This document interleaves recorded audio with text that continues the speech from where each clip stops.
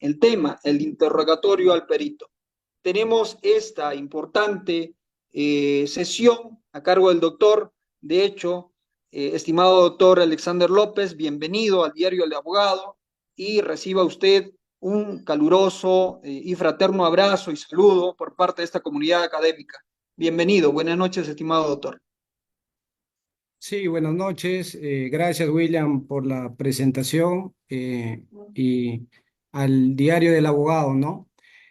Y bien, pues estamos en el día viernes y viernes jurídico, pero un viernes en donde vamos a hablar una de las técnicas de litigación oral que en este caso, pues se me ha encomendado la labor de tocar el interrogatorio al perito, una técnica de litigación muy importante dentro de todas las que tenemos, porque, por ejemplo, ustedes entiendo que en los cursos anteriores, pues habrán visto la teoría del caso, pues los alegatos de apertura, en esta oportunidad el interrogatorio al perito, pero no solamente al perito, sino también al testigo, el contrainterrogatorio, las objeciones, los alegatos finales o el alegato de clausura o el alegato de cierre. Tiene varios nomi iuris estas técnicas de litigación oral. Y bueno, voy a proyectar unas diapositivas, a ver si por favor me confirman si se puede visualizar.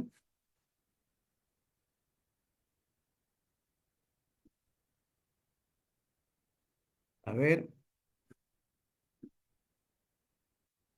Se visualiza, estimado doctor. sí, ya. Así es, doctor, sí. Gracias, gracias. Y bueno, en el proceso penal acusatorio con rasgos adversariales, bueno, tenemos las tres etapas marcadas y en esta última y tercera etapa y la etapa estelar de juicio oral, pues ya llegamos con una acusación en donde el Ministerio Público pues oferta sus medios probatorios en su requerimiento escrito, ¿no? Y dentro de sus medios probatorios pues tenemos al órgano de prueba perito. Y los órganos de prueba, no olvidemos que son todas las personas, pueden ser los testigos, puede ser un traductor, un intérprete, un perito. Pero este perito en el juicio oral, pues, eh, que ha elaborado una pericia que ingresa al juicio oral, en este caso en etapa intermedia, pasa el control, el filtro, entra como un documento para que sea el perito examinado y finalmente deponga respecto de las técnicas, respecto de los instrumentos que ha utilizado y finalmente la conclusión de dicha pericia. Entonces, nos preguntamos y señalamos y nos podemos decir, nos podemos preguntar como nos podemos realizar la primera pregunta y nos podemos decir qué entendemos por un perito, qué es un perito. Y pues un perito es una persona experta en determinada área del conocimiento. Ojo, conocimiento, y hacemos un paréntesis porque este conocimiento puede ser producto de determinados estudios o especializaciones, por ejemplo, en física, por ejemplo, un área de conocimiento en química, en matemática, en medicina, determinado conocimiento especializado que posee una persona que posee un determinado conocimiento especializado o un conocimiento en un arte, en este caso, ciencia u oficio. El perito, doctores, no solo es un profesional que tiene el título, que tiene el grado de maestro, el grado de doctor, un posgrado, un postdoctorado. No, no, no es ese profesional. El perito puede ser cualquier persona que tenga determinado conocimiento. ¿Y cuán importante es eso en el juicio oral?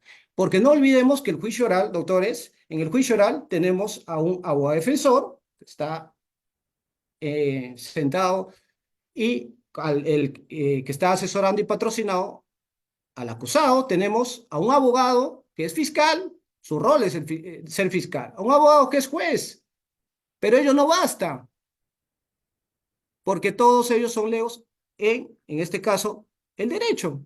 Ellos sí pueden conocer sus terminologías, pero cuán importante es que un testigo concurra a un juicio oral. ¿Para qué? Para que ayude, en este caso, al juez, al fiscal y al abogado defensor, en este caso, si son ambas partes, fiscal o abogado defensor, a probar su teoría del caso.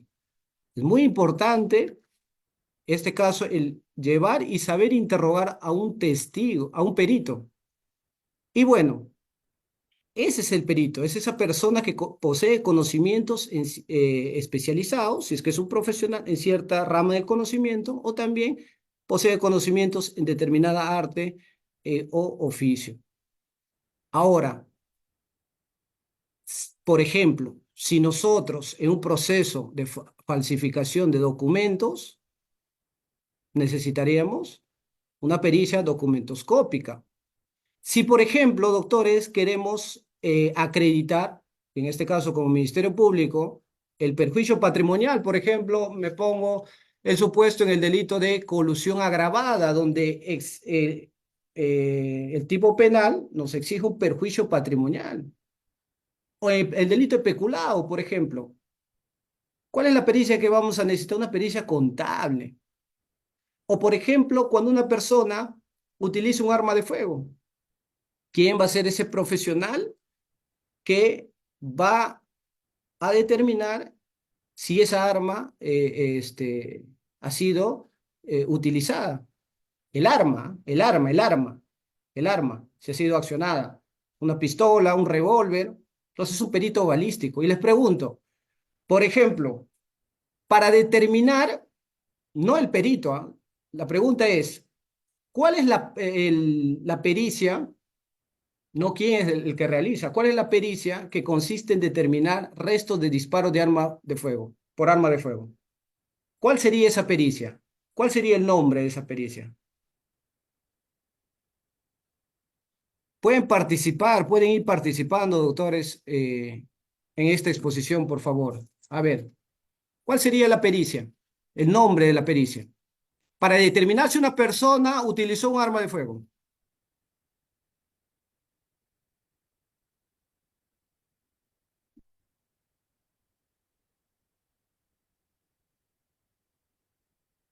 Balística es la especialidad. A ver, la pericia es la de absorción atómica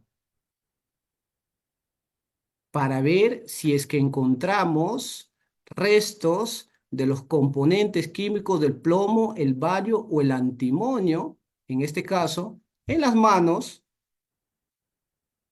de la persona que presuntamente había realizado el disparo. Ahora, hemos señalado que el perito es un órgano de prueba, es una persona que va a ir a juicio oral. Y en nuestro Código Procesal Penal, ¿cuáles son esos tipos de perito que tenemos regulado? Tenemos básicamente dos peritos. El perito de oficio, que es designado por el fiscal en investigación preparatoria o por el juez. Y tenemos el perito de parte. ¿Cuándo se nombra un perito de parte, doctores? Cuando somos notificados con, en este caso, con la disposición de designación del perito oficial. Ahí la defensa tiene, en este caso, o las partes tienen la posibilidad de ofrecer su perito de parte en el plazo de 5 días de haber sido notificados con la designación del perito oficial, en este caso. Existe algunas excepciones o reglas, o prohibiciones, mejor, prohibiciones para que un perito no pueda aceptar el cargo. ¿Y cuáles son esas prohibiciones? La norma procesal nos señala que son los mismos requisitos para, en este caso, los testigos no puedan rendir una declaración. Y en este caso, lo tenemos estas prohibiciones reguladas en el artículo 165. En este caso, si hay un vínculo sentimental, un vínculo, en este caso, con las partes, no pueden aceptar el cargo de perito, porque el perito, doctores, como el testigo, no olviden, y pueden cometer delito porque ellos hacen un juramento en el juicio oral. de decir la verdad y reconocen de que van a ser sometidos a un proceso penal si es que en este caso no dijeren la verdad. En cambio, el imputado, por el derecho de la no incriminación, pues el imputado puede incluso mentir, puede decir a nivel policial, puede decir B en investigación preparatoria y puede decir C, una tercera versión en el juicio oral y no hay ningún problema. El imputado no presta juramento o promesa de decir la verdad. Y bueno, ¿cuál es la forma de designación del perito? Pues está regulado en el artículo 173 de nuestro Código Procesal Penal. Ojo, si ustedes, esto es algo muy importante, ustedes en la casuística, doctores, van a ver de que, por ejemplo, hay una agresión física o psicológica, inmediatamente, si es psicológica, van al psicólogo de medicina legal o al psicólogo del SEM. Son peritos, son examinados. Hay designación para ellos o el médico legista. La pregunta es, ¿la designación es obligatoria para todos los peritos? ¿Y todos los peritos tienen que estar inscritos en REPEG? Pues la respuesta es, no existe designación obligatoria para aquellos peritos que están comprendidos, por ejemplo, dentro de la regulación del artículo 173. Por ejemplo, para todo profesional perito del Instituto de Medicina Legal, no necesitamos designación, lo hace inmediato el fiscal. Se va, pasa el SEM de frente, se evalúa, evaluación psicológica, una lesión física, va un médico legista para que emita su reconocimiento médico legal.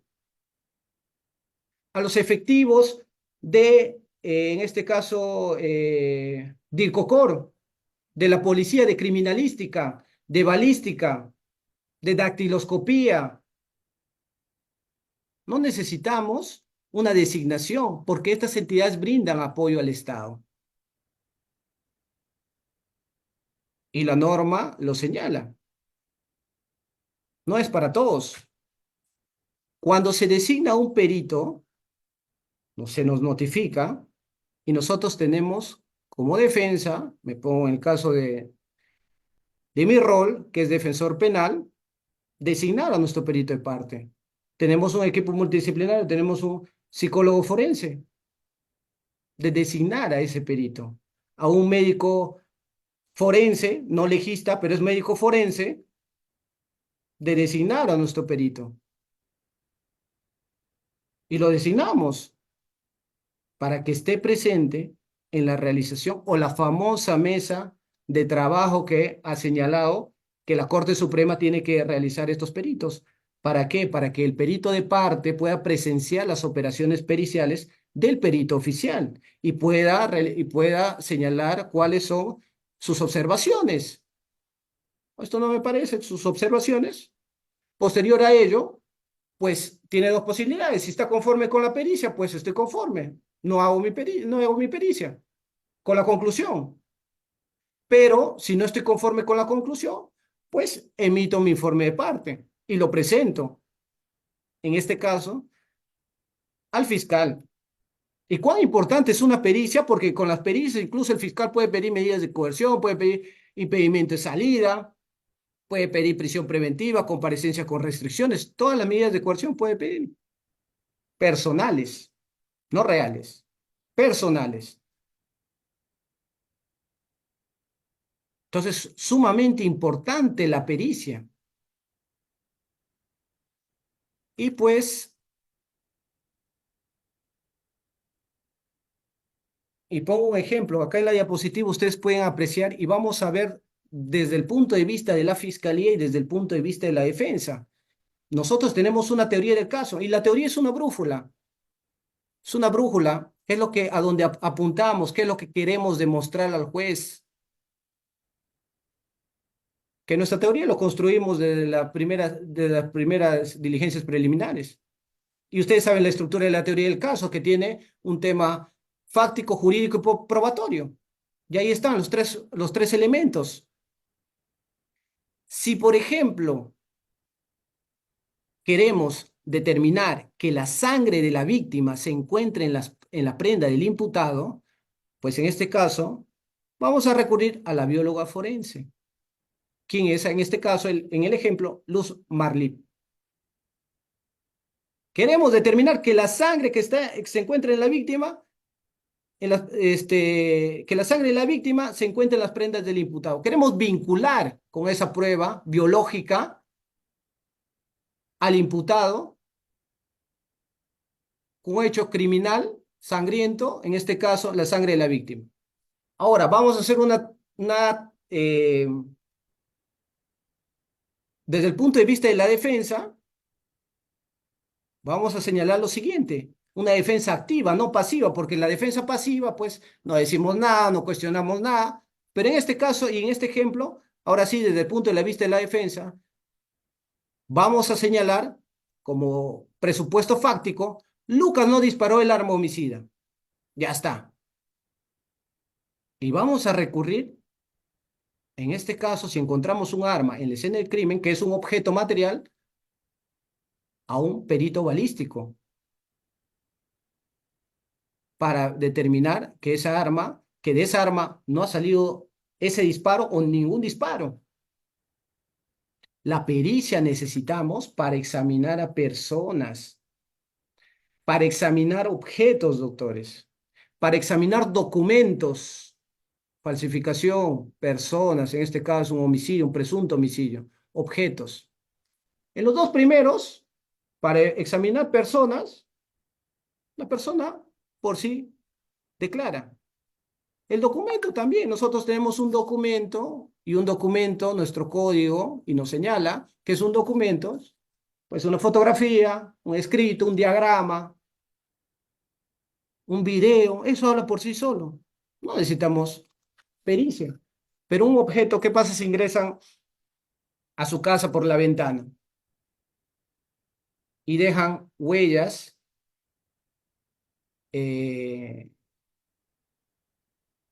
en las manos, de las manos? Vamos a necesitar en los objetos sí o sí una pericia, porque no, las pericias sobre objetos no son autoexplicativas. Va a necesitar sí o sí del examen de un perito, pero las personas, los documentos, sí pueden ser autoexplicativos. Vemos una foto, podemos interpretar un video, un documento. Es importante la teoría del caso, desde el inicio hasta el final.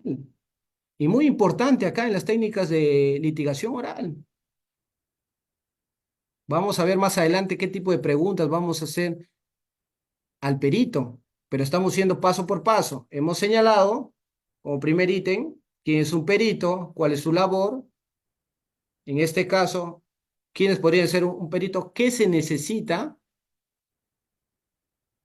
para utilizar a estos peritos y en qué momento se necesita, en este caso, nuestra teoría del caso, corroborar utilizando la fundamentación fáctica, jurídica y probatoria. Ahora, para el examen, en este caso la temática que me ha tocado el interrogatorio, el imputado, es importante saber la estructura de la pericia. Y la estructura de la pericia lo tenemos regulado en el artículo 178. El nombre, apellido, domicilio, documento nacional de identidad del perito, así como el número de registro profesional en caso de colegiación obligatoria. El objeto del peritaje, ¿sobre qué se va a peritar? ¿Sobre una persona, sobre una cosa? En este caso, ¿cuál es el motivo de la pericia? La exposición detallada de lo que se ha comprobado en relación al encargo. ¿Qué es lo que se le ha encargado? La motivación del examen técnico, en este caso, la metodología, acá los métodos. ¿Qué métodos ha utilizado? ¿Qué reglas de lo que sirvieron para hacer el examen? Las conclusiones. Si revisamos una pericia, pues una pericia en casi ninguno de los casos tiene una sola conclusión, tiene una, dos o tres. Y ahí es importante hacer las preguntas de transición. Por ejemplo, si nos importa la conclusión 3 y queremos explotar esa conclusión 3, pues vamos y nos centramos en esa conclusión 3 y hacemos preguntas sobre la conclusión 3. Transigimos, ya no vamos a la primera, a la segunda, sino vamos a la tercera.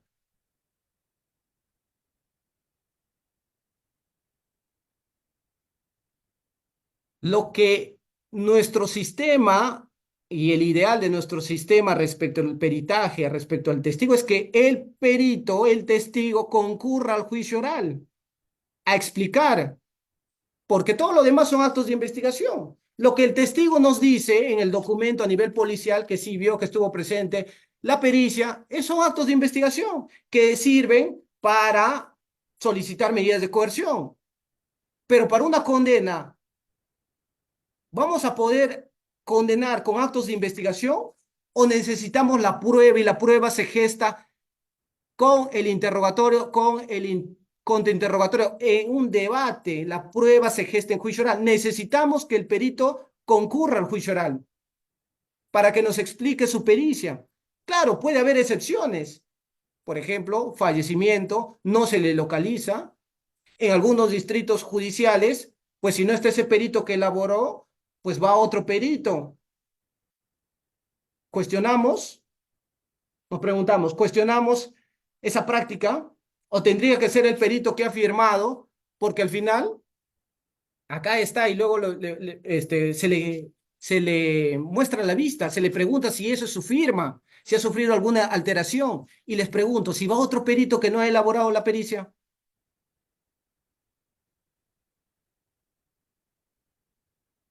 ¿podemos cuestionar o dejamos? Y si el juez condena en base al documento y no a lo que se ha sacado, a la información que se ha logrado extraer en este caso, el interrogatorio,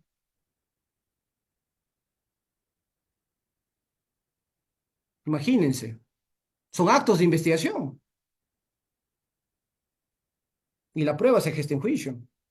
Así hay que tener mucho cuidado y mucha atención con ese tipo de prácticas. El que propone al perito es, en este caso, el que va a realizar el interrogatorio, la parte que va a realizar el interrogatorio. Yo como fiscal ofrezco mi perito, yo voy a realizar el interrogatorio. Después harán el contra, el re y el co-interrogatorio. El interrogatorio cruzado, que se llama. Interrogatorio, contrainterrogatorio, recontrainterrogatorio. El interrogatorio cruzado. La otra parte era el contra. Ah, realiza la parte que formula el interrogatorio, la parte que ofreció el testigo. ¿Y el contrainterrogatorio en qué se va a basar? En el interrogatorio. Pero el que hace el interrogatorio puede decir, bueno, pero yo quiero preguntar algo que no ha sido materia del contrainterrogatorio. Mala suerte. Hubieses ofrecido tú también ese perito, pero no lo ofreciste. Así que el contra se centra en la información que sale del interrogatorio y el recontrainterrogatorio se va a centrar en la información que sale del contrainterrogatorio. Así que el interrogatorio es para acreditar nuestra posición, nuestra teoría, nuestra pericia. El contra, por ser preguntas cerradas, utilizar como regla general, si no, dentro de la pregunta, pues va a servir para desacreditar. Ahora hay un reinterrogatorio. Nuevamente sirve para acreditar a nuestro perito. Y hay un recontrainterrogatorio, que lo hace la otra parte, para desacreditar a nuestro perito. Ya vamos a ver la estructura en la que se formula el interrogatorio. Entonces, nuestro código, ¿qué es lo que nos señala, aparte de todo el procedimiento que se sigue para la designación del perito, el traslado, la designación del perito de parte, el impedimento para asumir este cargo, esta labor tan importante del perito, de ser perito? Y nos señala, ¿no? Ya en juicio oral, en el artículo exactamente, a ver, 378, inciso 5. El examen de los peritos se inicia con la exposición breve de su contenido y conclusiones del dictamen pericial. Acá está en el segundo cuadrito, el cuadro intermedio, lo que le estaba comentando. Luego se exhibirá y se le preguntará si corresponde al que han emitido. El perito. Si ha sufrido alguna alteración. ¿Quién va a conocer ello? El perito que ha elaborado su pericia. Y si su firma que aparece al final del dictamen le corresponde, serán interrogados por las partes en el orden que establezca el juez, comenzando por quien propuso la prueba y luego los restantes. El actor civil, si es el fiscal, empieza el interrogatorio, luego el contra, la defensa, el actor civil. Los peritos podrán consultar documentos. Esto es una diferencia muy marcada de los testigos. Los testigos no pueden leer.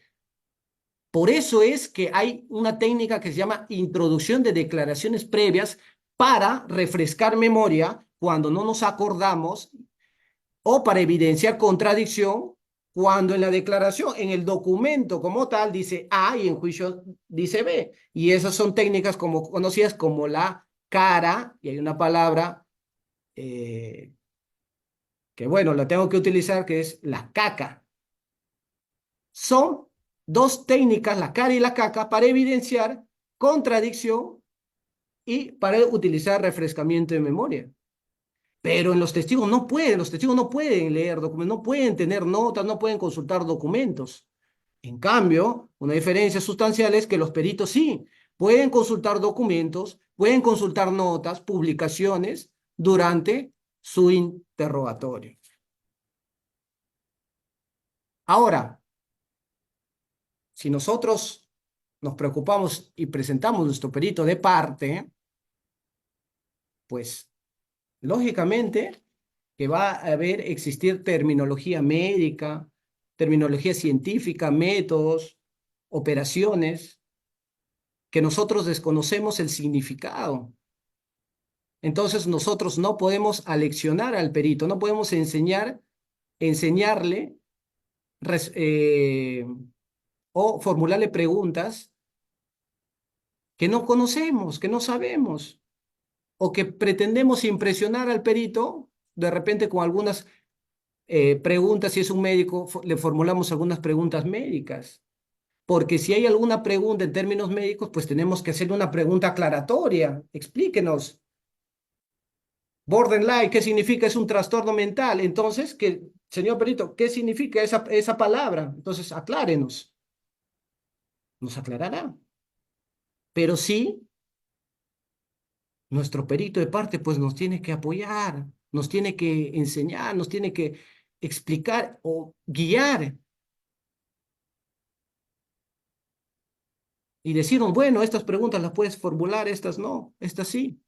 Estas preguntas en el contra las vas a formular, en el interrogatorio me vas a formular estas preguntas. Bueno, te quiero formular estas preguntas y las voy a hacer y tu respuesta quiero que vaya en este sentido. Se puede hacer. Entonces se puede conversar previo, porque no olvidemos que es el órgano de prueba, es la persona, es el perito del sujeto procesal, fiscal y defensor, que en este caso ofrece. Y pues no va a ir a pescar, no va a ir a hacerles preguntas que no van a servir a su teoría del caso. Igual, si voy a hacer un contrainterrogatorio, mi perito de parte es muy indispensable. Pues yo les comento que tuve un caso particular de peculado, de corrupción, en donde hemos presentado nuestro perito de parte, un contador, en donde el caso, doctores, era el siguiente, así, en concreto.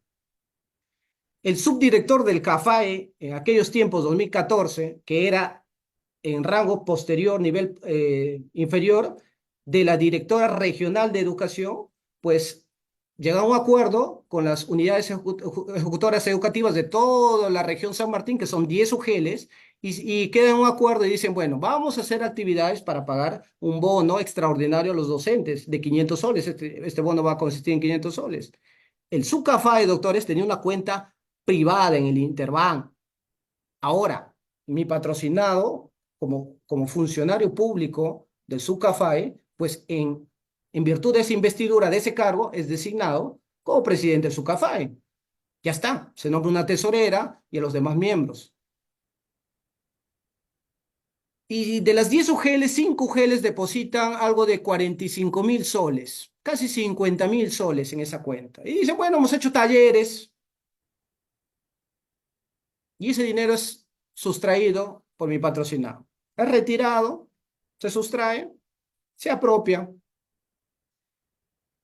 Y bueno, Dios sabrá en qué lo habrá utilizado, pero va por un delito de peculado. Fiscalía Anticorrupción asume el caso, presento y señalo desde el inicio, cuestionamos una naturaleza de juicio, una excepción, y decimos, bueno, usted no es el fiscal competente, porque para mí ese dinero es privado y mi patrocinado no tiene la condición de funcionario, porque el SUCAFA es una entidad distinta, con personalidad distinta, que se rige por su reglamento interno. El juez no me dio la razón, avanzó la investigación, eh, acusaron por peculado, presento mi excepción de improcedencia de acción, y el fiscal me dice, el abogado está presentando el mismo pedido que el hecho, acá dice que no se apropió, no, era un tema de puro derecho, yo no cuestionaba si se ha apropiado o no se ha apropiado, se ha apropiado, ha retirado ese dinero, el hecho ya estaba, pero es funcionario, servidor público y ese dinero era del Estado y el juez me señala, a ver, doctor, usted, bueno, su pedido es parecido, sí, muy bien, pero ¿qué acto de investigación adicional tiene a lo de la naturaleza de juicio? Porque usted considera que la Fiscalía Anticorrupción no es la competente y quiere que vaya ese proceso a la Fiscalía Penal Común para que sea investigado, procesado por un delito de apropiación ilícita o hurto, no sé. Y le digo, señor juez, tengo mi pericia contable. Eso es lo adicional.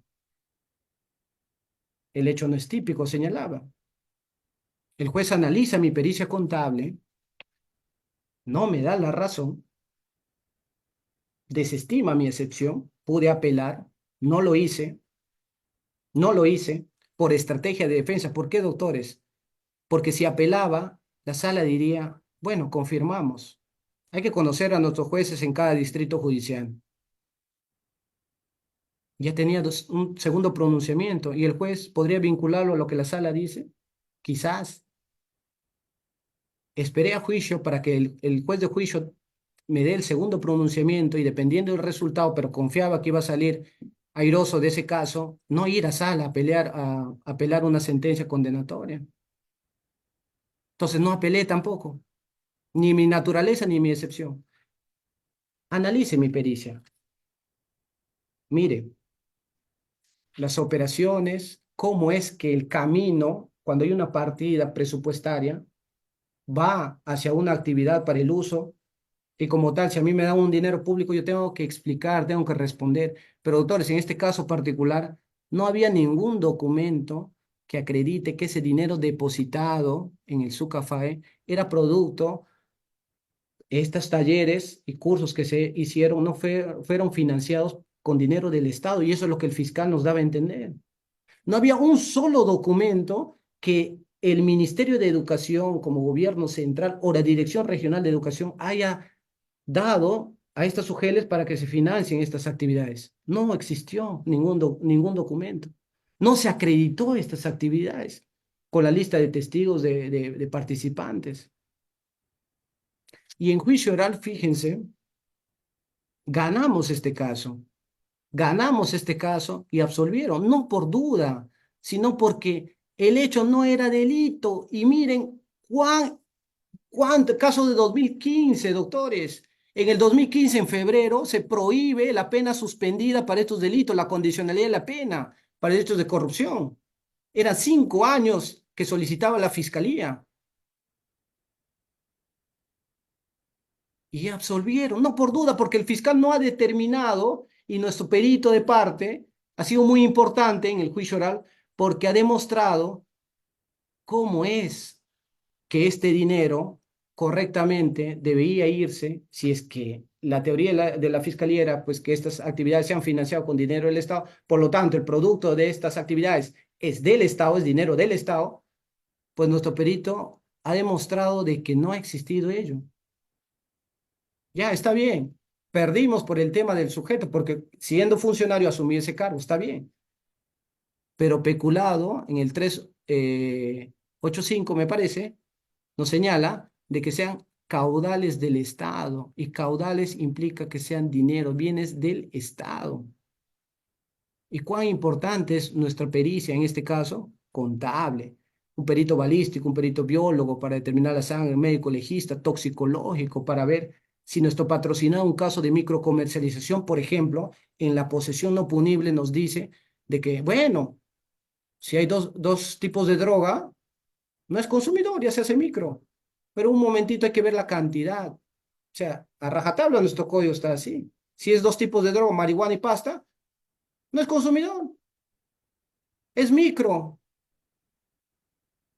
Pero hagamos la pericia de toxicología, desarrungueal para ver. Y muestras adicionales, por ejemplo, en este caso, si hay una balancita, si hay una pesa, si hay bolsitas, adherencias en las uñas, ¿no? Todo eso debemos eh, acreditar. Y bueno, en casación señala que no basta que dos tipos de droga implique que sea microcomercialización. Hay que tomar el caso en conjunto para la posesión no punible, porque pueden ser un quete de distintos tipos y pues no lo vamos a llevar a micro. Pero a rajatabla, si somos codigueros, pues vamos a decir un fiscal codiguero legalista, un juez legalista, pues ya es dos tipos y ya está. Nuestro no, por principio de legalidad, ya está. Condenamos, acusamos. Entonces, no es así. Entonces, debemos tener a un perito, a este profesional que nos ilustre, que nos apoye en esta labor. Otra circunstancia del sistema inquisitivo es cuando el juez, en el juicio oral, y esta diapositiva nos señala, por ejemplo, el 375, el juez durante el desarrollo de la actividad probatoria puede intervenir excepcionalmente para interrogar a los órganos de prueba solo cuando hubiera quedado algún vacío. ¿Se cumple en esta práctica o el juez ayuda al fiscal? Se olvidó de una pregunta importante del interrogatorio. Vacío. ¿Y qué entendemos por vacío?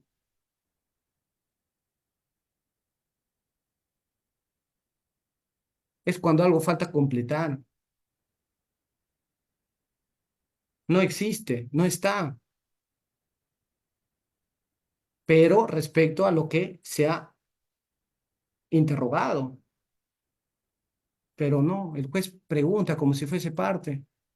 Y no hace una sola pregunta, hace un montón de preguntas, varias preguntas. Y ahí podemos utilizar otra técnica de litigación oral, que doctor, esa es la objeción. Ya, hay que confrontarle al juez. Y si no nos hace caso a nuestra objeción, porque es un juez legalista, eh, arbitrario, pues pues será causal de nuestra apelación y podemos pedir la nulidad por ello. Porque un juez es imparcial, imparcial, no es parte, imparcial, imparcial, no es parte. Entonces utilicemos la objeción y si no nos hace caso en la objeción, vamos a una apelación con esos argumentos. Seguimos. Bueno, en el interrogatorio están permitidas las preguntas abiertas, las preguntas cerradas, que básicamente implican algo concreto, las preguntas de transición. Las preguntas sugestivas no están, porque las preguntas sugestivas llevan en sí, en la pregunta, el sí o no. Usted sí estuvo a las 10 de la mañana en su casa, sí estuvo. Sí o no, no. Eso no está permitido, ese tipo de pregunta no está permitido para el interrogatorio. Las abiertas, qué, cómo, cuándo, dónde. Las cerradas, algo que podemos preguntar qué significa determinado término. Las preguntas de transición, vamos en el tema del tiempo, ¿no? Centrémonos no en el día 29, sino en el día 27, 2 días antes. Vamos, ahí nos vamos a centrar. Quiero que me responda estas preguntas respecto a ese día o respecto a las conclusiones. La conclusión 3, ahí, esa es la que me interesa. La 2 y la 1 no me interesa. No es favorable a mi teoría del caso. Y acá están, pues, las preguntas abiertas son aquellas que habilitan, en este caso, en este caso, testigo perito narra, explique qué, la pericia, cómo, cuándo, dónde.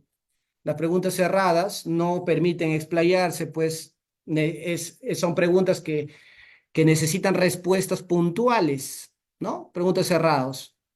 Y para ir a una pregunta cerrada, pues tenemos que formular previamente preguntas abiertas. No podemos ir de frente a realizar preguntas cerradas, sino previamente debemos formular preguntas abiertas. Y acá hay algunos ejemplos, por ejemplo, para los testigos, por ejemplo, ¿no? ¿Qué estaba haciendo usted esa noche? Y ahí te puede explicar qué. Es una pregunta narrativa. Ahí estaba primero, segundo estuve en la casa de mi amigo, tercero fui a comer con mi mamá, cuarto, y así, y así. Luego vamos a una pregunta cerrada. En este caso, si vamos al ejemplo 2 para el perito, podemos preguntarle al perito, ¿cómo determinó la velocidad que se utilizó con la que estuvo el carro? El método consistente en, ¿qué se utilizó para llegar a esa velocidad? Una pregunta cerrada es, ¿a qué velocidad se encontraba el vehículo Volkswagen antes de impactar? Listo, algo concreto es a 120 kilómetros por hora. ¿Ya? Preguntas abiertas de transición y preguntas cerradas. Ahora, cuando ya estamos en el juicio oral, doctores, nosotros hemos señalado que necesitamos acreditar en el interrogatorio, acreditar a nuestro perito. Acreditar. En el contra, la contraparte va a querer desacreditar al perito. Y si nosotros queremos acreditar al perito, tenemos tres momentos en la que podemos realizar esa acreditación. En la primera, básicamente, se conoce como acreditación, es básicamente a los estudios, al conocimiento, a las capacitaciones que tiene el perito. En un segundo momento, vamos a hablar, respecto a la pericia, de la técnica de la pericia. Vamos a hablar qué protocolos, qué manual, el protocolo tal, el manual tal, que son validados, reconocidos por el Ministerio Público y por el Poder Judicial, se usó. ¿Cuál fue el objeto de la pericia? ¿Sobre qué se peritó? ¿Qué método se utilizó? ¿Qué técnica se utilizó? Y finalmente vamos a realizar preguntas respecto a temas de fondo. ¿Cuántas conclusiones tiene su pericia? Acá hay una pregunta de transición. Ubiquemos respecto a a la primera conclusión y luego pasamos a la tercera, por ejemplo. Ahora respecto a la tercera, vamos a realizar preguntas respecto a nuestra teoría del caso. En este caso, ahora, cuando hacemos un contrainterrogatorio, por ejemplo, si todo está claro ya, vamos a realizar un contrainterrogatorio. La pregunta es si en el interrogatorio ya hizo una explicación fenomenal, está todo claro. En el contrainterrogatorio, ¿formulamos preguntas o no? El que calla otorga.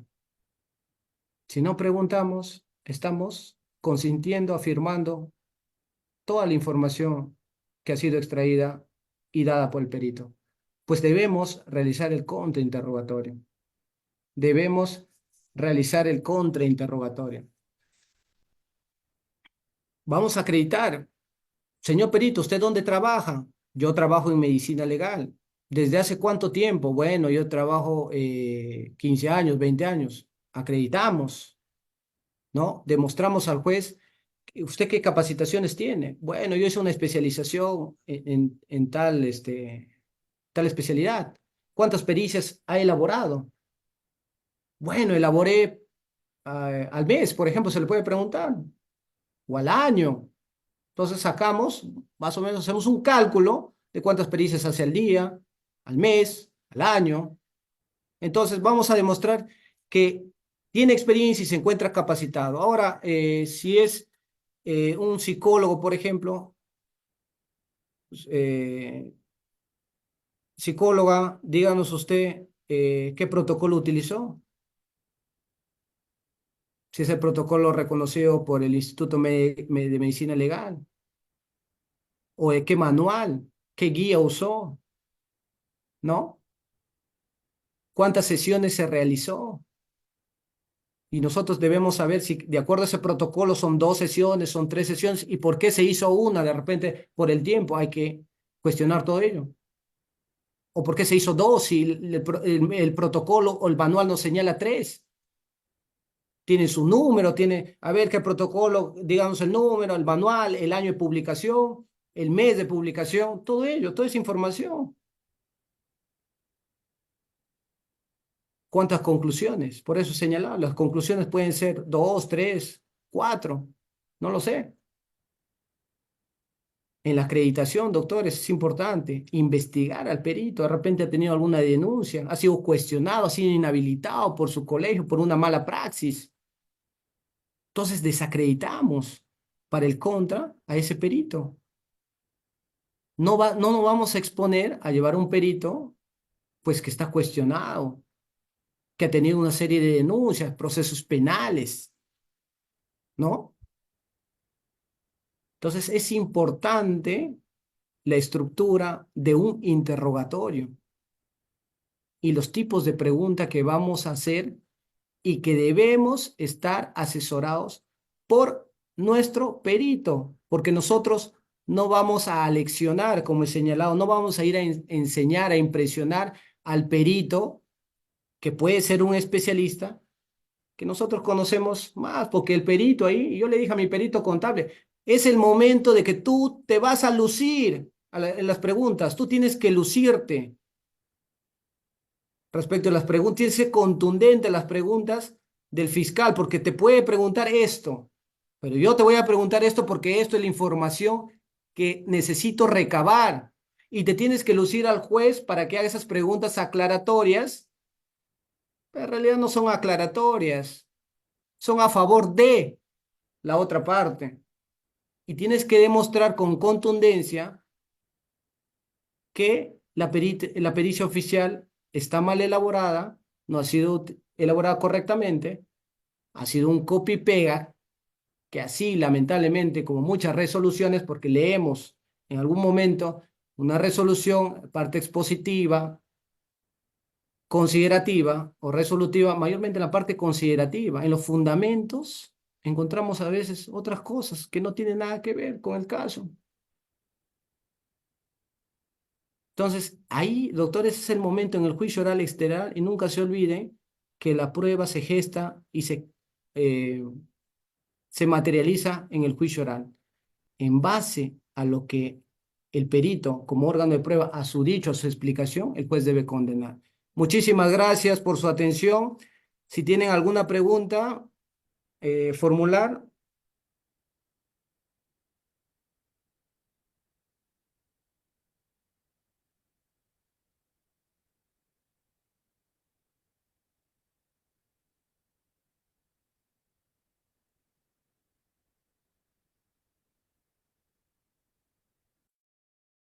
¿Alguna pregunta, doctores?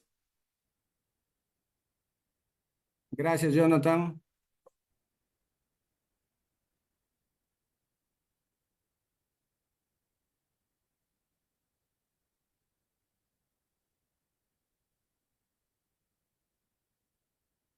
Bueno, estimado, bueno, William, te escuchamos entrecortado.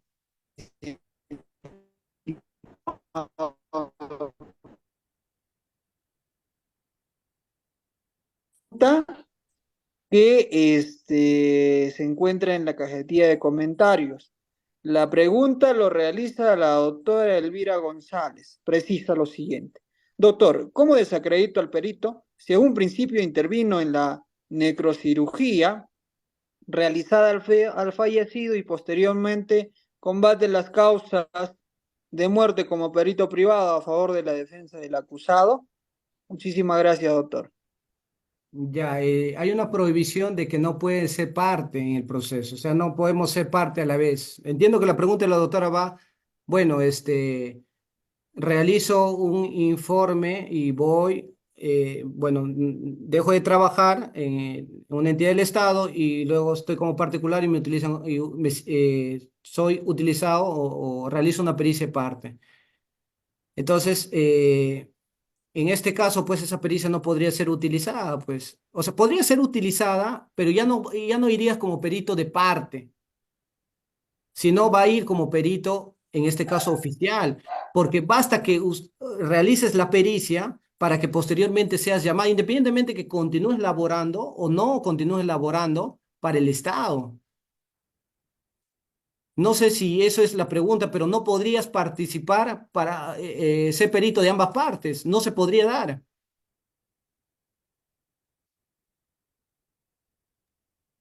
Efectivamente, doctor, en concreto, no se podría participar. Doctor, la siguiente pregunta que tenemos, Enrique nos realiza la pregunta en la cajilla de comentarios. Sí, Doctor, pero la cantidad mínima en una intervención en narcóticos policial a un intervenido, ¿cuánto es lo real? Es la pregunta, doctor. la cantidad de, La cantidad mínima en una intervención en narcóticos policial a un intervenido, ¿cuánto es lo real? Precisa Enrique, estimado doctor. si nosotros revisamos los delitos de microcomercialización, 2.8 me parece, a ver un segundito, 2, ya, posesión no punible. Señala el 299 que no es punible la posesión de droga para el propio inmediato consumo en cantidad que no exceda de 5 gramos de pasta básica de cocaína, 2 gramos de clorhidrato de cocaína, 8 gramos de marihuana o 2 gramos de sus derivados, 1 gramo de látex de opio o 200 miligramos de sus derivados o 250 miligramos de éxtasis conteniendo metilendino si anfetamina, metilendoximetafina, se excluye del alcance de lo establecido en el párrafo presente la posesión de 2 o más tipos de droga. Si es mayor a estas cantidades, nos vamos al 298, que es microcomercialización. Pero si está dentro del 299 esa cantidad, porque es un pesaje, en este caso neto, no bruto, porque el peso bruto, doctor, ese es con todo y el sobrecito, y eso da un peso adicional, sino es el peso neto final de la sustancia total. Gracias, William. Estimado doctor López Gómez, muchísimas gracias. Tenemos una última intervención y con eso concluimos. Vázquez Benner precisa, estimado doctor, en el caso de una pericia donde el perito contable hace la valoración de los bienes de hace 25 años y solicita un centro comercial y pide el valor de esos bienes con tomas fotográficas, pero él en sus conclusiones hace mención que ha tenido que haber una pericia valorativa de esos bienes y no se ha hecho. A Esta ver, dice, pericia tiene valor, doctor, precisa Johan Vázquez en la cajetilla de comentarios, estimado a doctor. ver, dice, la pericia donde el perito contable, él hace la valoración de los bienes de hace 25 años, y hay una valoración atrás, y solicita a un centro comercial y pide el valor de los bienes con tomas fotográficas. Pero en sus conclusiones hace mención que ha tenido que haber una pericia valorativa de esos bienes y no se ha hecho. Claro, miren, en este caso, la pericia contable tiene que realizarse en base de montos o de bienes, en este caso, existentes a la fecha, al valor real comercial. Es como un inmueble, pues, ¿no? Es un inmueble, una casa, un terreno, pues hay que ver el autovalúo para ver cuál es el valor actual.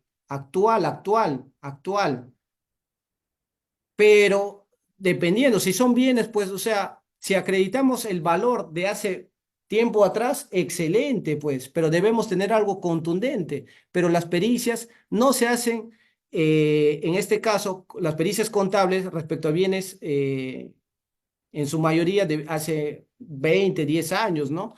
Tiene que ser con un valor actual en el mercado,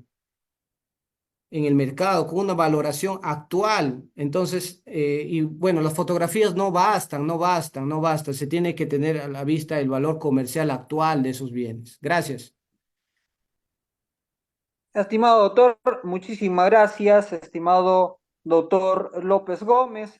Estamos muy complacidos con con su presentación en el diario del abogado. y asimismo reciba usted un caluroso abrazo y abrazo fraterno por parte del Ilustre Colegio de Abogados de Cajamarca y el Diario del Abogado y toda la comunidad jurídica que quienes integramos. Muchísimas gracias, estimado doctor. Esperamos contar con su participación en una próxima ponencia o evento que vayamos a organizar. Excelente ponencia, doctor. Muchísimas Gracias, gracias. Buenas William. noches. Gracias al Diario del Abogado. Muchísimas gracias, colegas. Tengan ustedes muy buenas noches y bonito fin de semana. Hasta luego. Hasta luego, doctor. Éxitos. Buenas noches con toda la sala.